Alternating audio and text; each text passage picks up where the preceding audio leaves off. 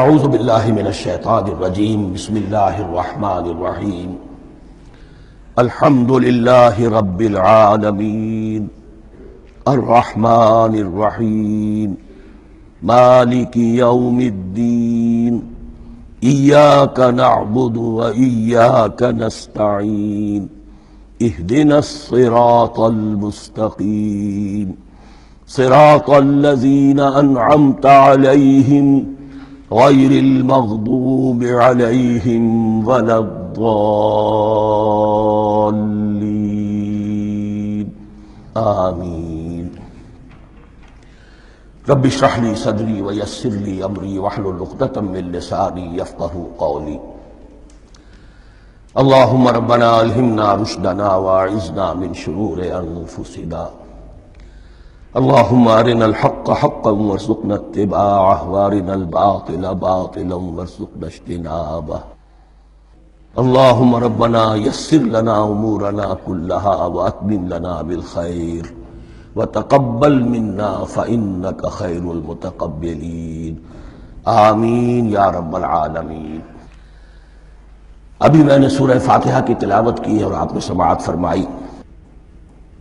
یہ سورہ مبارکہ مصحف کے اعتبار سے تو پہلی صورت ہے ہی، سب کو معلوم ہے، لیکن یہ بھی نوٹ کر لیجئے کہ یہ نزول کے اعتبار سے بھی سب سے پہلی مکمل صورت جو حضور پر نازل ہوئی وہ یہی ہے۔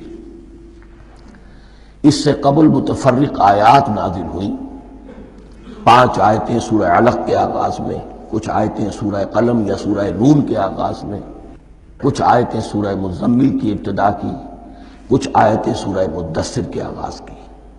5ویں وحی تقریباً اس پر اجماع ہے کہ یہ سورۃ الفاتحہ کی ہے اور یہ مکمل سورت ہے جو حضور پر نازل ہوئی۔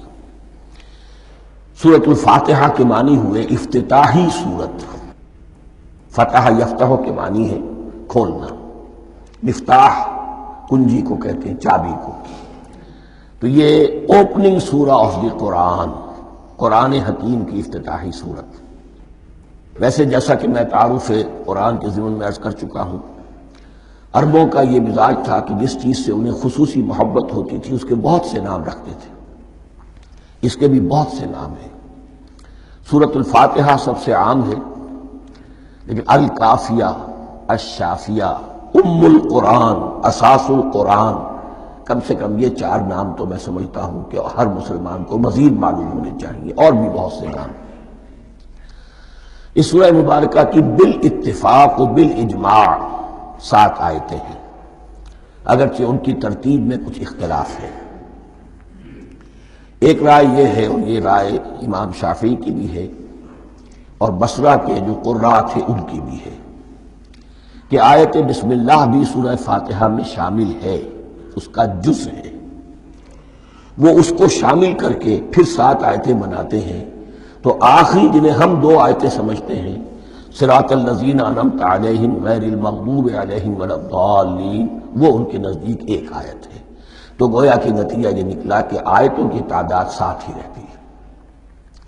امام ابو حنیفہ رحمۃ اللہ علیہ کا موقف اور کوفے کے جو قراء تھے ان کا بھی موقف یہ ہے کہ آیت بسم اللہ نہ سورہ فاتحہ کا جز ہے نہ کسی اور سورت کا جز ہے، سوائے ایک مقام پر جہاں حضرت سلیمان علیہ السلام کا خط جو ہے نقل ہوا ہے، جنہوں نے ملکہ سبا کو لکھا تھا انہ من سلیمان و انہ بسم اللہ الرحمن الرحیم۔